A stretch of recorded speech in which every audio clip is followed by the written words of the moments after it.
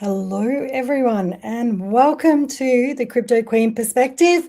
It has been a while, my friends, and today I'm super excited to be back with an amazing lady. I'm welcoming Natalia Clack from Easy Super, a leader in self-managed super funds and one of the go-to experts when it comes to SMFs and integrating digital assets. I first met Natalia at the Blockies Awards in Melbourne, where we were both nominees. And I was just so impressed by her deep understanding of how SMSFs, quite a mouthful, can empower Australians to take control of their retirement savings. So without further ado, I am going to add Natalia to the stage. Welcome, Natalia. How are you? Hi, It's really good Daniela. to Good. see How you. are you? Thank Yeah, you. really well, thanks. That's Um, great. so I'm going to go into a little bit more and you can, follow on from there. But Natalia specializes in actually helping individuals set up and manage and optimize their SMSFs, including those that want to expose themselves to crypto and digital assets. So today we're going to break down the fundamentals of SMSFs, unpack how they work, and what are the requirements and the benefits, and I guess also the risks, and how Australians interested in crypto might think about incorporating into their SMSF. So let's dive in. Before I go to the first question, Natalia, would you like to give a little bit of background about how you came into this industry? I know that you're not originally from Australia, so I don't know if you want to share that with anyone. Yeah, absolutely. So I came to Australia 22 years ago. Originally, I'm from Russia, and I landed up in SMSF space. To be honest, it happened by accident. So it was one of my first jobs I managed to get in Australia as a SMSF accountant, because back then no one wanted to do SMSFs. The accountants, they thought that business services and companies and individual tax returns are much, much sexier compared to SMSFs. So I ended up doing SMSFs because no one else wants it. And I've been doing it for 22 years.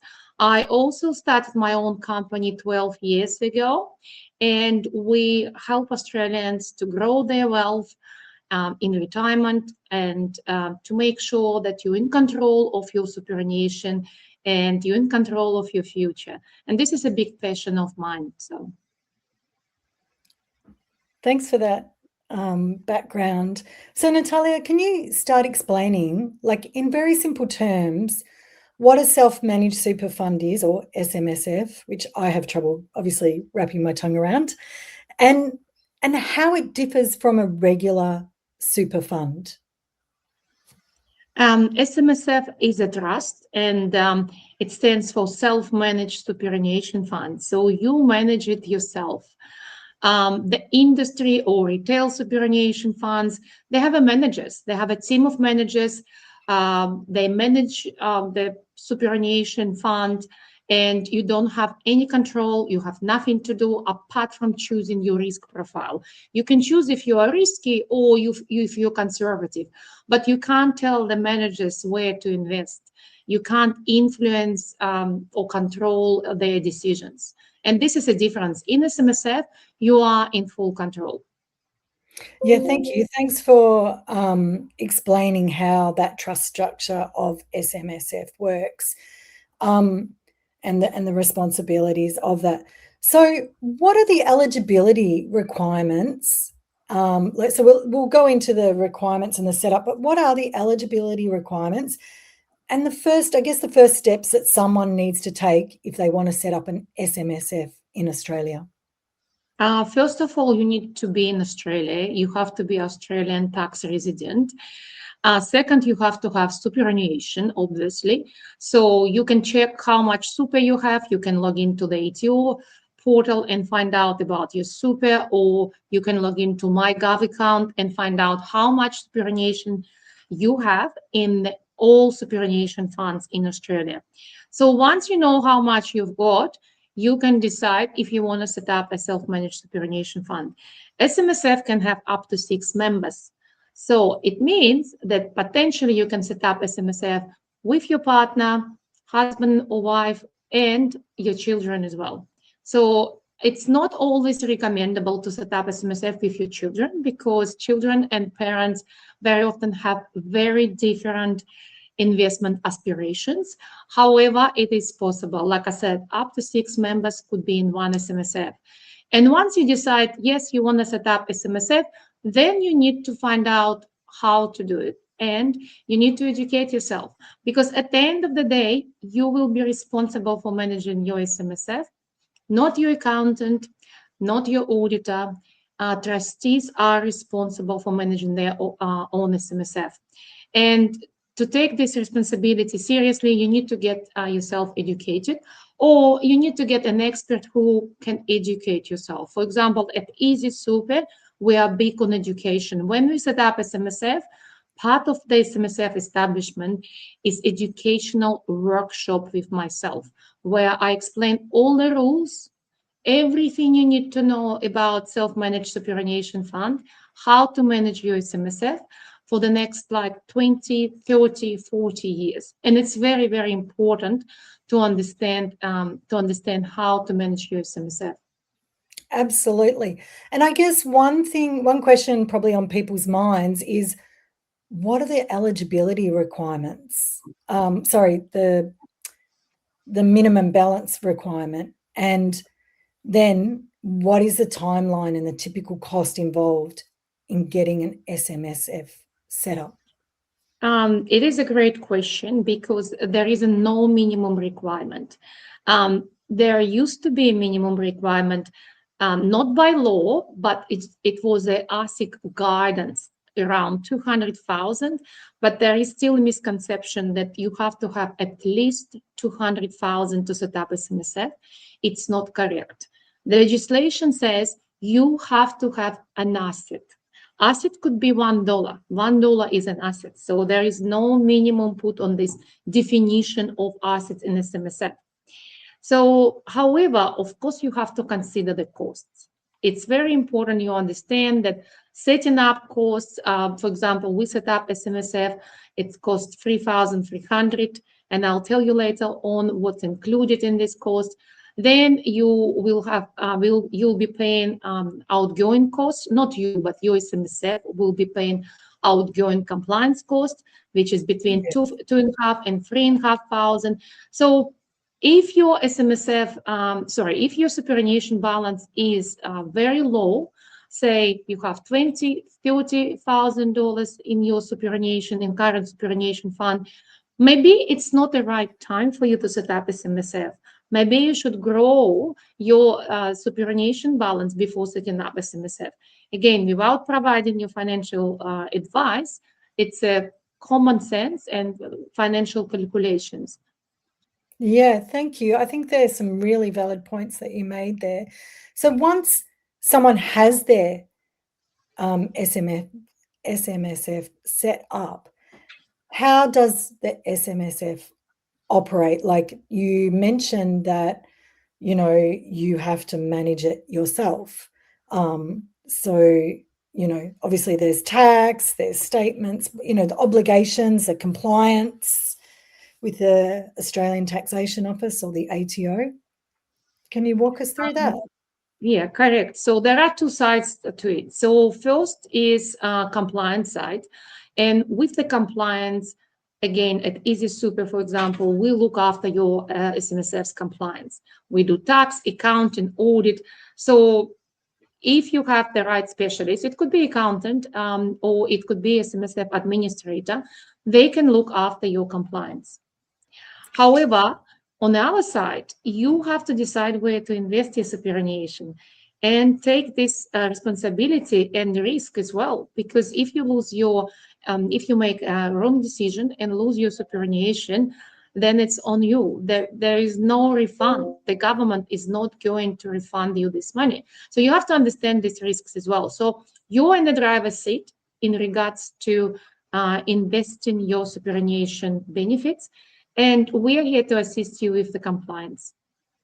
Yeah, I think they're also very valid points, because like when you invest in cryptocurrency or digital assets, it's the same thing. You're in the driver's seat as well. And I think this is a good point for me to make. I usually do a disclaimer at the beginning of my stream, and I didn't, but anything you hear today is not financial advice, and you have to seek professional guidance. And this is for educational purposes only.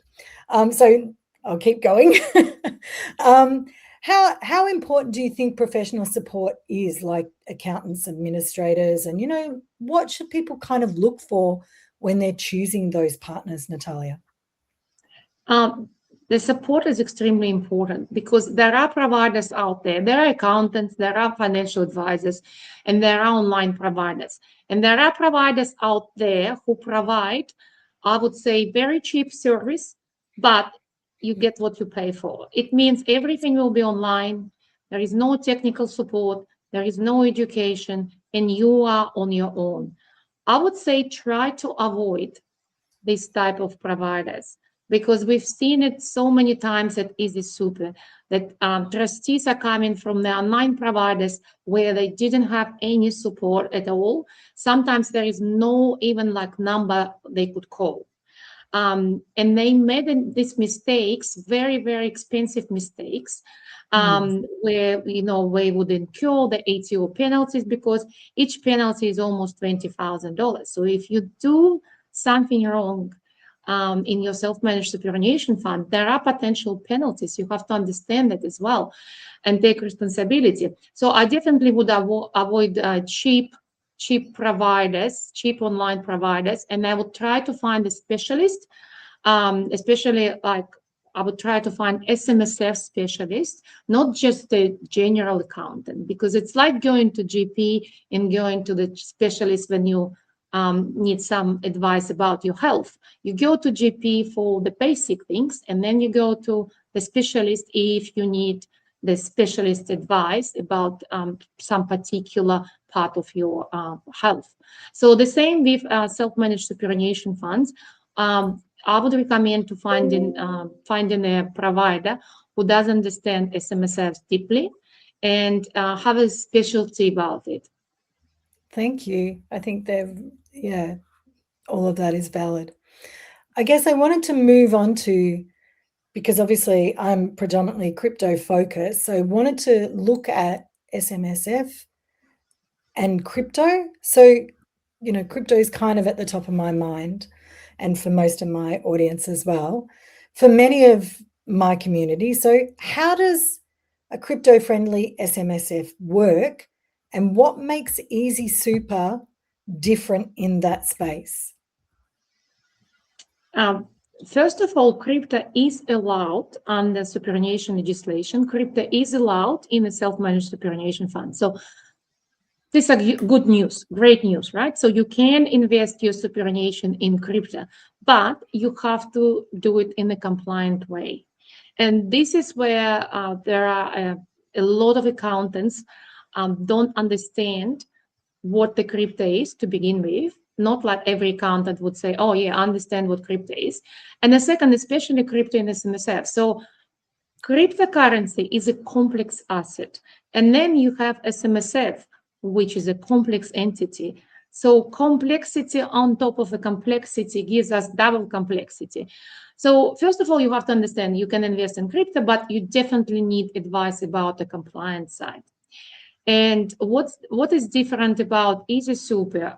First of all, we started doing SMSFs and crypto in SMSFs in 2017, because personally, I started investing in cryptocurrency in 2016. I'm still here, so I'm not a billionaire, so you can imagine. So it didn't go really well, but this is a different story.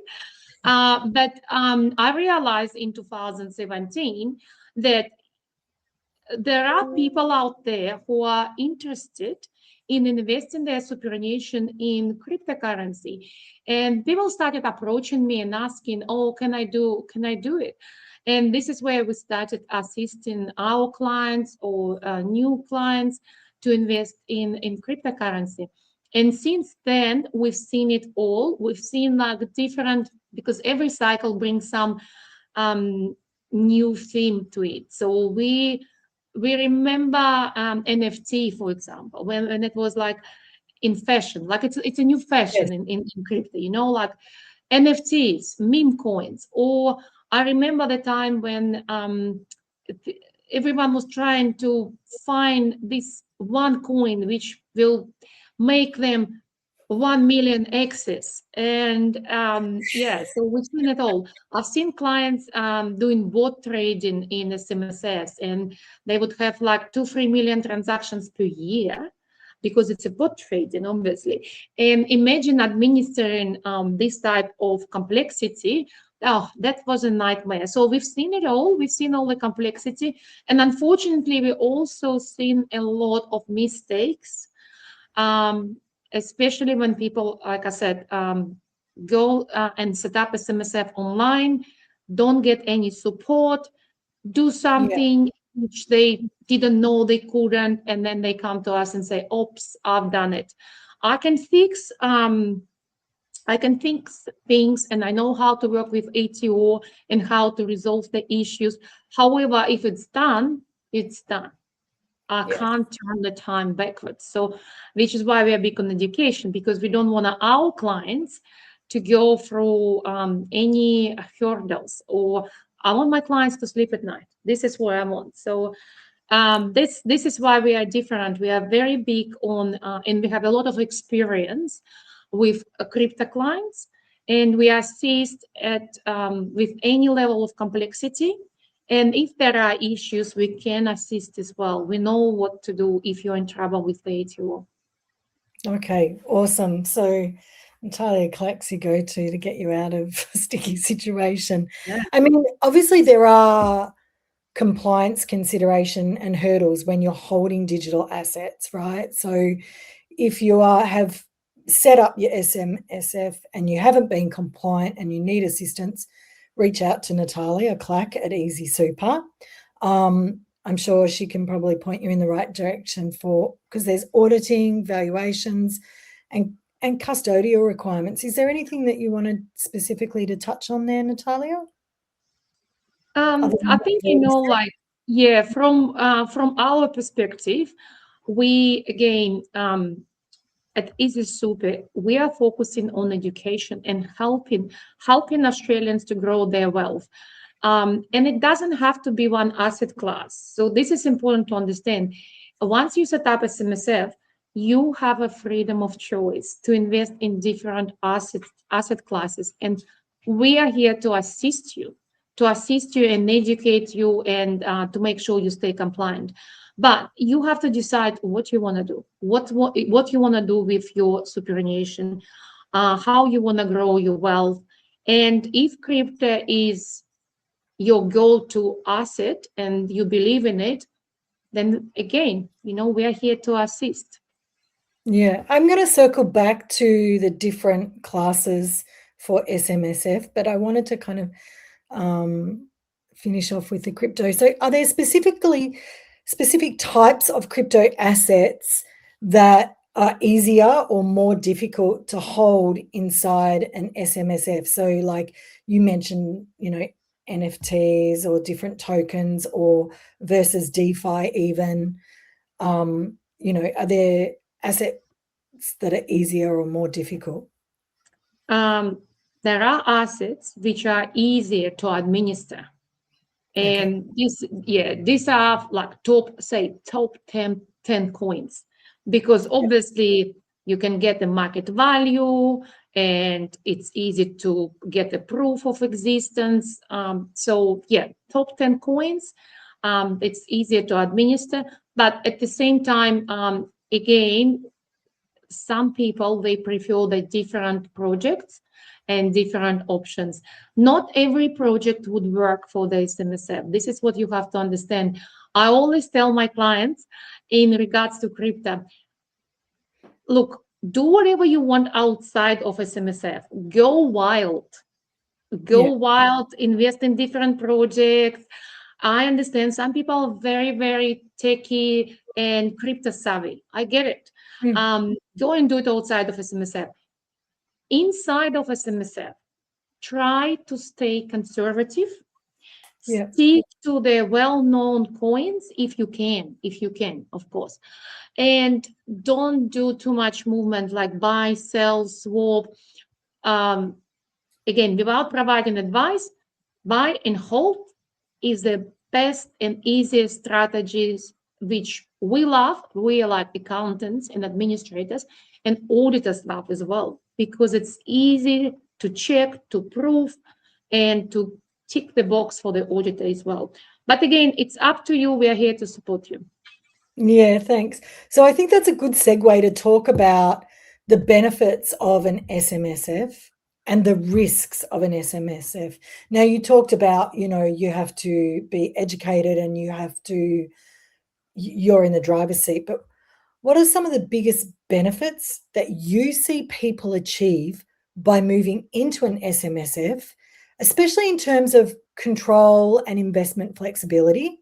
And here I might ask you to talk about the different types. So the biggest benefits you see people achieve by moving into an SMSF in terms of flexibility.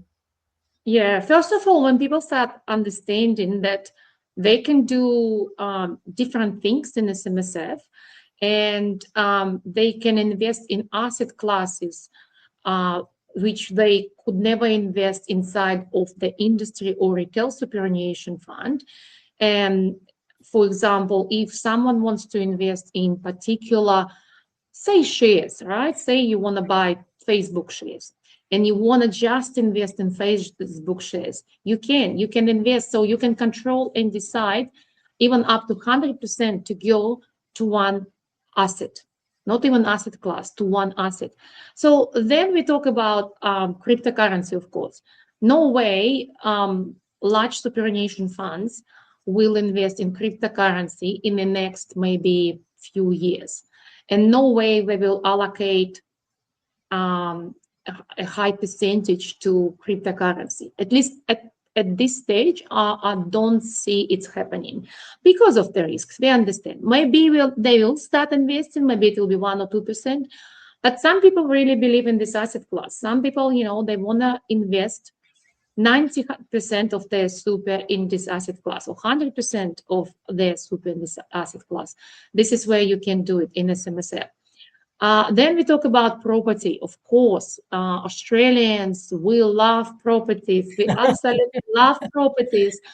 And because it's tangible, because it just everyone dreams about, not everyone, but a lot of Australians dream about properties. A lot of money, is in property and could be made in property as well. We all know the statistics for the last 50, 60 years. Properties performed really well. And again, it's an amazing asset class you can do in SMSF. But not only invest in property, you also can borrow in order to invest in property. So you don't have to have this 500,000 to buy a house as an investment property. Of course, you can have deposit of 20% and then borrow the rest. So there is option of borrowing in the SMSF, but only for the property. Don't think about borrowing against crypto. No, you cannot do it in the SMSF. No, that's high risk. Only for property. Okay, guys? Only for property, yeah. So just remember it. Yeah. Yeah, no, that's great. That's great information. Yeah, and then another one I want to mention, which is on the rise as well, gold, silver, because again, physical gold, silver. We have a lot of clients investing, at least allocating some sort of like portion of their money into this asset class. Again, without providing you with financial advice, do your own research, but this is your freedom of choice. Yeah, I think that's going to become more prominent, particularly like I woke up this morning and the market was down and, gold and people are moving into gold and silver. But conversely, what are the key risks or things that people should be cautious about, particularly for individuals who might never, have that are newer to the investment or crypto? Look, one of the biggest risks is a lack of education. I already talked about it, and I will keep telling it to everyone. The second thing is not only compliance education, but financial education. Look, get yourself educated on your finances. It's so important, especially not only for women, of course, but especially for women, because it's still traditionally very often that the husband makes all the financial decisions, knows what's going on, and the wife stays at home or doesn't participate as much as the husband in the financial decisions. It's changing, but it's still happening. Look, educate yourself. Doesn't matter how old you are. You can start when you're 60 or 70, or doesn't matter how old you are. Doesn't matter what your background is or education. It's not about that. There is so much information out there. Don't jump on anything though, because we've seen a lot of scams, of course, going on. A lot of not good providers out there.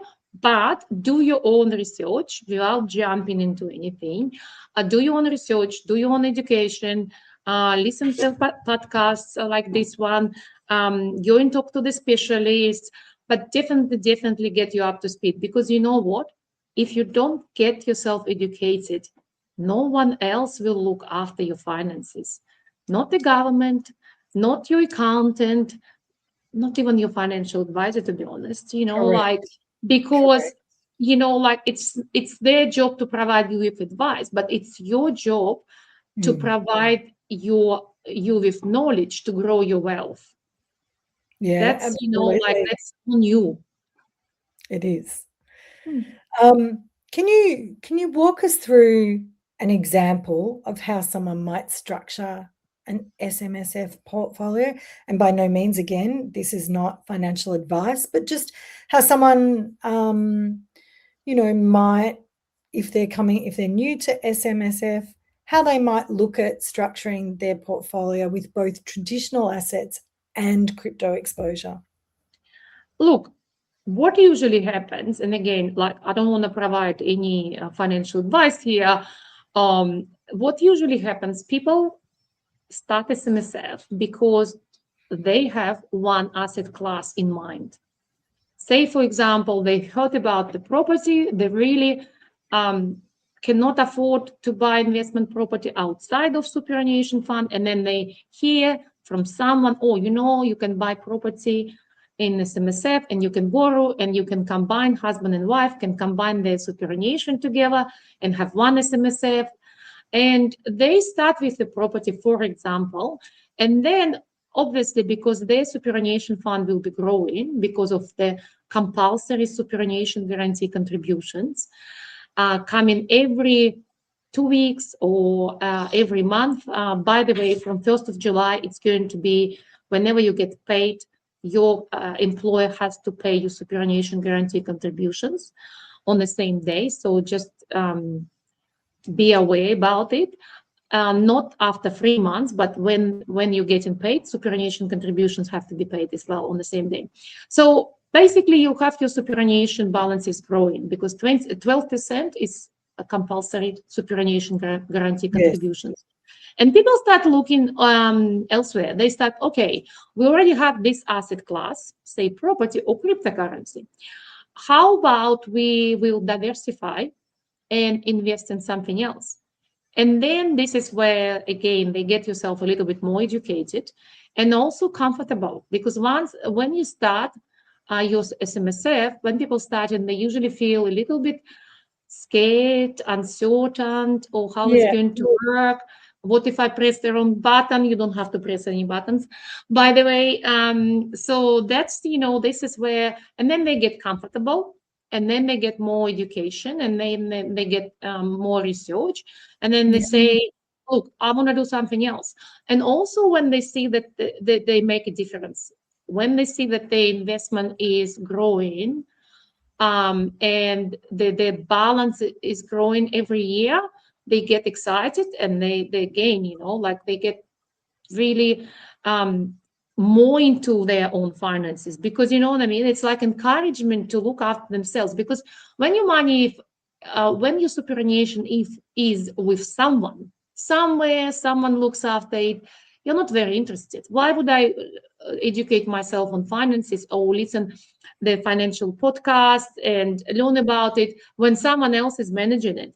But when it's in your own hands, so you are actually encouraged to do something about it, to do something about your knowledge and educate yourself. So I found actually it's very interesting. So it's like a journey for a lot of people, and I love it again because I love empowering Australians to grow their wealth. Like I said, you know, I came here with nothing, with credit card.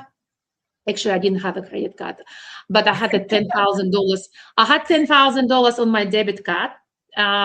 No one would give me a credit card back then. So, and I did live below the poverty line for like a few years when I came to Australia. And I don't want to go back to it when I'm older because I'm not getting any inheritance or anything. So I really personally feel for a lot of Australians, because I'm exactly in a similar boat with no inheritance, with no rich parents, no handouts from anyone. So I just have to make it myself.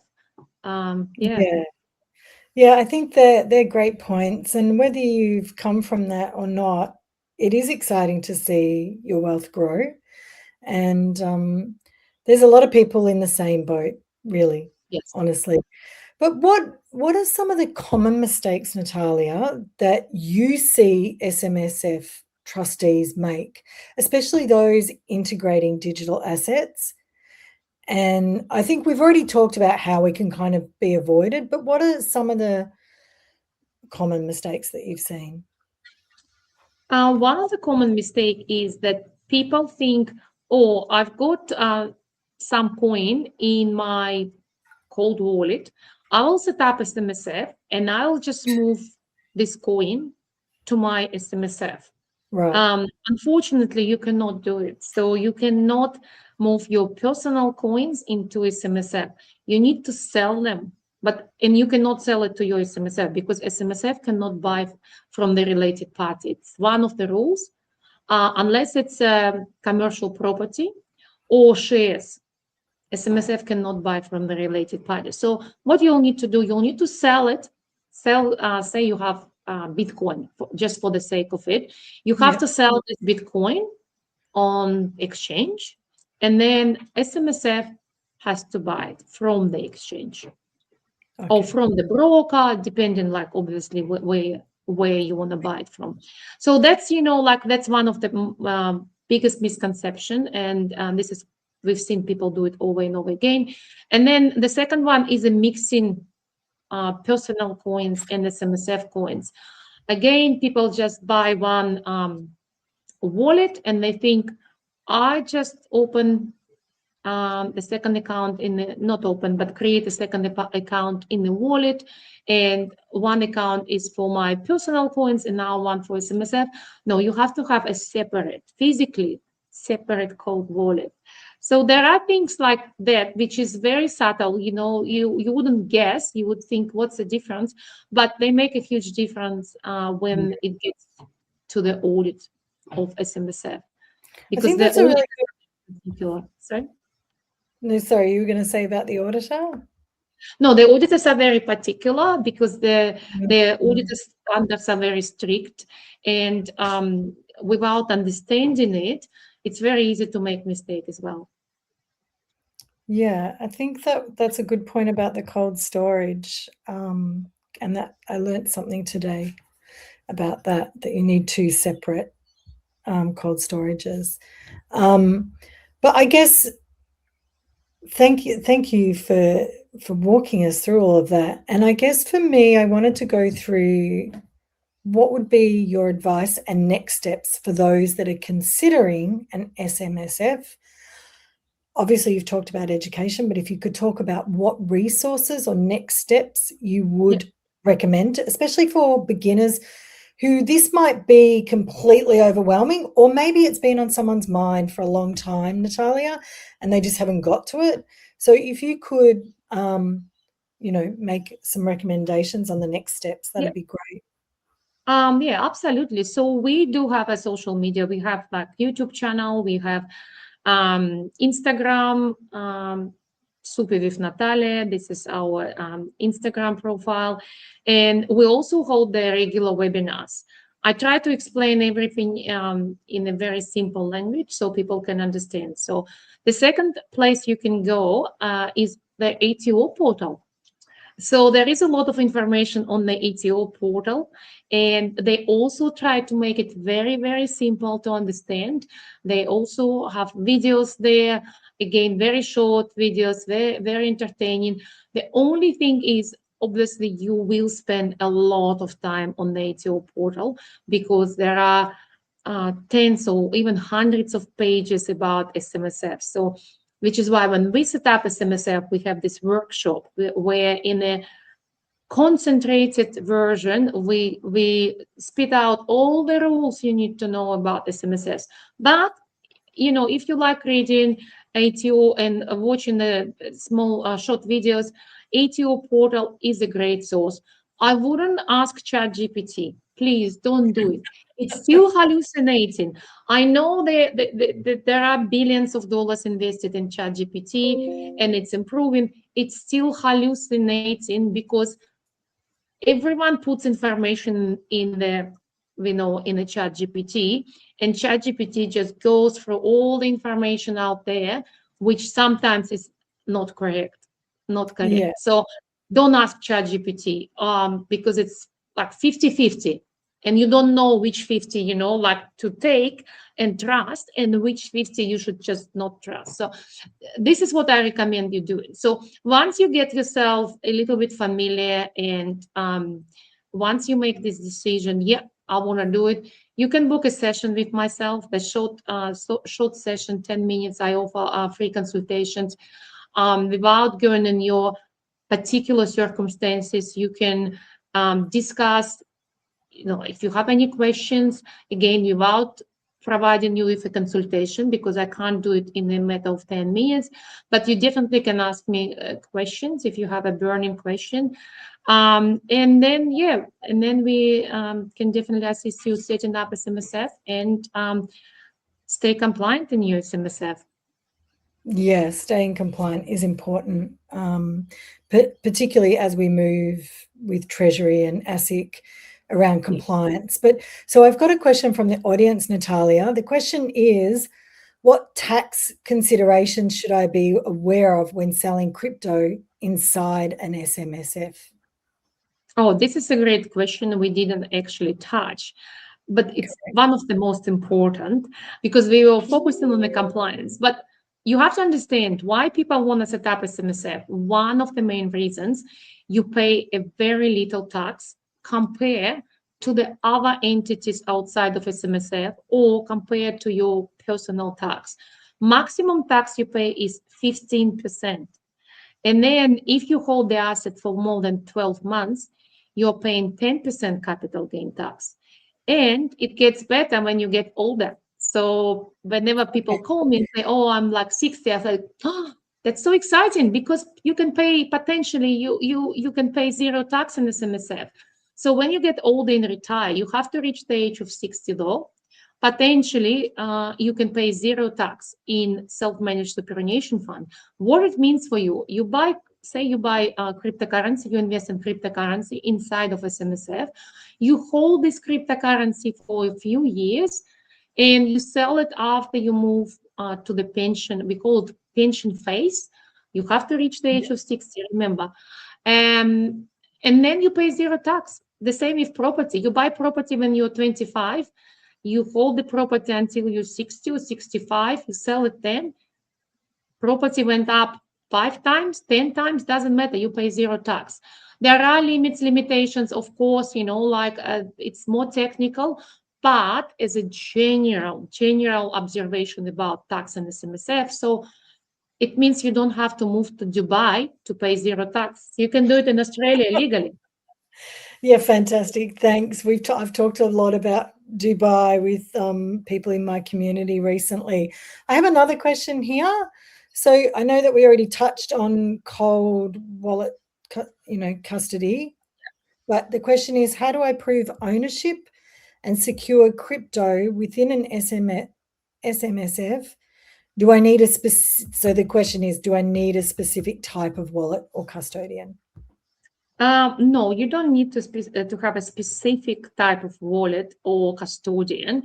It's all about providing the proof. And we work with the auditor who understands crypto. This is a very important. So your accountant works with the auditor who understands cryptocurrency. If the auditor doesn't understand crypto, forget about it. And doesn't want to learn. This is the other thing. There are a lot of auditors, they don't want to learn. They're just against crypto. But you can pick your wallet, and your accountant should be able to prove to the auditor the existence of the crypto and the security of the wallet. We would require, of course, the public address. We would require the screenshots at 30th of June. We would require a screenshot, current screenshots. And so the auditor could go and check.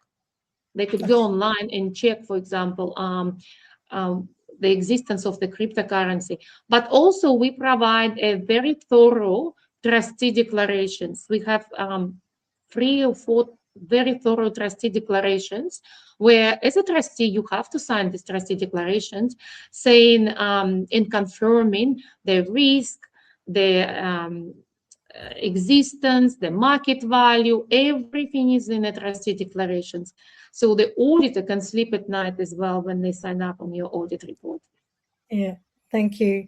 And I have one more question that's just come through from the audience. Are there any limits in terms of crypto and buying inside your SMSF? Are there any limits? No, there is no limits. There are 2 things you need to understand. You need to read your trust deed. Your trust deed must allow crypto in SMSF. Some trust deeds are inclusive, some trust deeds are exclusive. So you have to read your trust deed. We set up SMSF, of course, with trust deed, which allows crypto. And the second one, investment strategy. It's the second most important document in SMSF is your investment strategy. You have to, in your investment strategy, you have to mention the risk, you have to mention the diversification. And if you want to invest 100% in, say, cryptocurrency, and especially in particular cryptocurrency, you need to explain in your investment strategy why you are doing it. But there is no prohibition. There is no such rule that you must diversify. But you must consider diversification. That's a difference. Thank you. And I guess my final question for today is, now I know that we've had huge growth in Australia with SMSF. You can talk the numbers, I can't. But where do you see SMSF evolving in the next 5 years? And I guess particularly in the context of blockchain, DeFi, and emerging financial technologies. SMSF is definitely growing. Actually, it's like 41,000 SMSFs were set up last year. Sorry, growth was 41,000. So it's a net between the winding up and setting up. So, and it's going to grow, and cryptocurrency is the fastest growing asset in SMSFs. So I personally believe that cryptocurrency and the other alternative assets like gold, silver, private credit, they definitely will become, they will dominate in the next 5-10 years.